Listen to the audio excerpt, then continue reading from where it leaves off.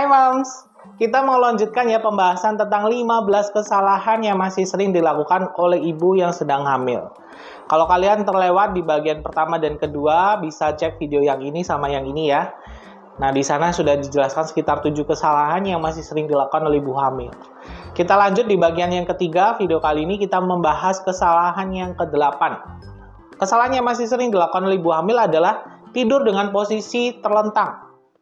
Ini ternyata posisi tidur berpengaruh juga. Kalau misal kehamilan kalian sudah cukup besar, biasanya kalau sudah 20 minggu ke atas, kalian wajib sekali memperhatikan posisi tidurnya. Ternyata ada alasannya. Karena ketika kalian semakin besar kehamilannya, bayi juga semakin bertumbuh besar, semakin berat juga. Itu kalau misalkan kalian sering tidurnya terlentang, akan menyebabkan penekanan pada pembuluh darah besar yang ada di belakang rahim. Jadi ibarat kalau kalian bayangkan aja ya, seperti selang air, kita lagi siram-siram air, tapi selangnya ketindih misalkan oleh ban motor, ban mobil, akhirnya aliran airnya juga nggak lancar. Kurang lebih seperti itu ya. Sehingga ketika kalian posisi terlentang, efek gravitasi ke bawah, ada pembuluh darah besar di belakang rahim, itu akan menekan, si pembuluh darah ini akan menyebabkan aliran darah dari ibu ke janin akan terhambat. Darah ini fungsinya adalah dia menghantarkan oksigen, supaya si kecil bisa hidup di dalam, kemudian juga menghantarkan nutrisi ke ari-ari, kemudian ke janinnya. Sehingga kalau kalian misalnya tidur posisi terlentang, apalagi hamilnya udah gede banget ya, 7 bulan ke atas, itu bayi udah sekitar 1 kiloan ya. Kalau sering tidur terlentang nggak sadar, dalam waktu yang lama itu juga nggak baik untuk si janinnya terutama. Sehingga penting sekali ya untuk memperhatikan posisi tidur ini. Kalau hamilnya udah mainnya gede, sebaiknya miring. Ada cara yang lain, misalkan diganjel bantal, guling ya, di bagian pinggang kalian supaya nggak pegel. Atau ada sekarang juga bantal guling untuk ibu hamil yang bentuknya U besar itu. Kalian bisa sambil peluk, belakangnya ada yang nyangga. Itu bisa juga, cuman biasanya kalau habis lahiran itu nggak kepake ya. Jadi boleh pakai bantal guling dulu. Kalau nyaman ya dilanjutin aja. Atau kalau misalkan miringnya kiri terus pegel, ke kanan juga nggak apa-apa. Yang penting miring. Atau kalau miring kanan kiri udah pegel, setengah duduk juga nggak apa-apa. Yang penting jangan terlentang dalam waktu yang cukup lama. Ada juga yang dengan posisi terlentang ini, ibunya tiba-tiba kayak gelap, kayak pusing. Karena ya sama juga, pembuluh darah besar itu ketekan sehingga aliran darah balik ke jantung, ke otak juga akan terganggu. Sehingga tiba-tiba ibu kayak gelap, pusing, seperti kunang-kunang, seperti itu ya kalau terlalu lama. Sehingga ya itu ya, penting sekali, karena bayinya udah makin berat ya, sehingga kalian tidurnya harus diperhatikan. Kemudian kesalahan yang berikutnya, kesalahan yang ke-9 yang masih sering dilakukan adalah ibu hamil terlalu berfokus pada susu kehamilan yang dikonsumsi. Merek-merek susu kehamilan semuanya saya rasa baik ya. Fungsinya juga sama sebagai nutrisi tambahan, dia juga mengandung vitamin-vitamin mineral. Ada juga susu kehamilan yang khusus untuk ibu hamil yang masih mual-mual, supaya mualnya nggak terlalu keras. Namun sebaiknya jangan terlalu berfokus pada harus minum susu. Apalagi kalau kalian ibu hamil yang nggak cocok atau nggak biasa minum susu, pencernaannya kadang-kadang intoleransi dengan susu, malah diare, malah sering mules, itu nggak baik juga.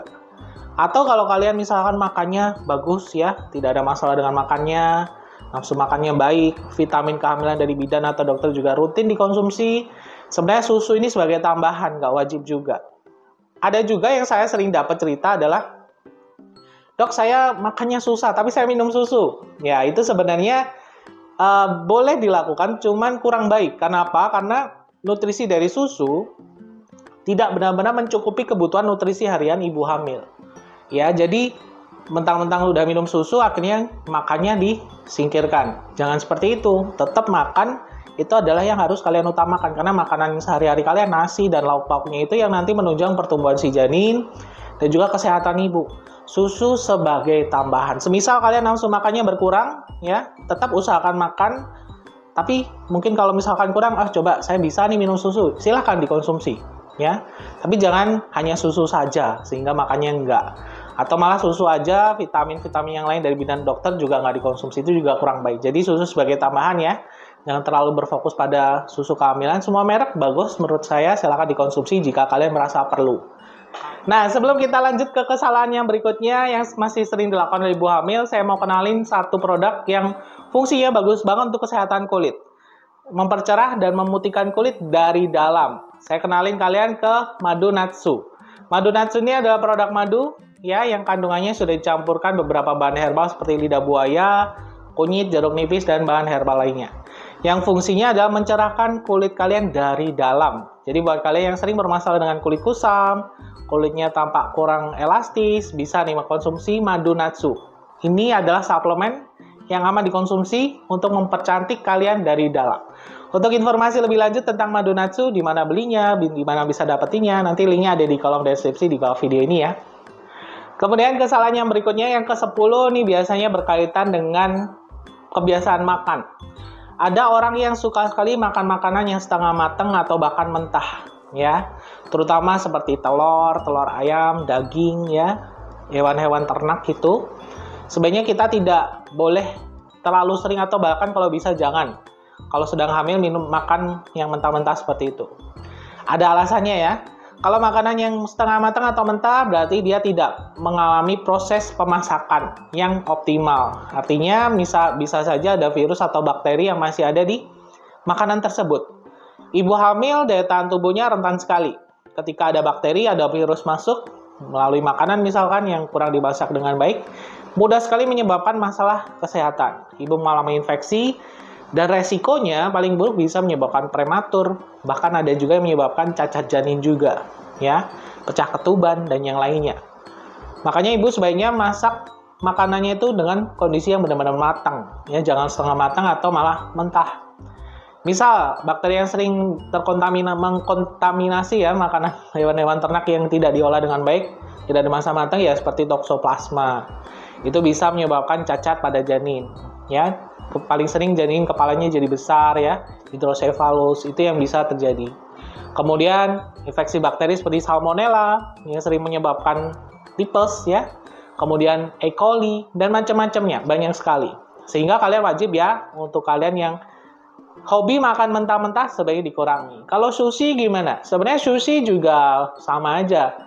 Bukan resiko ke tokso ya, karena kalau tokso itu lebih ke hewan-hewan ternak sebenarnya. Cuman kalau sushi atau makanan laut yang tidak dimasak dengan matang, resiko ada cacing di sana, ada bakteri juga di sana. Sehingga ya sebaiknya dihindari dulu.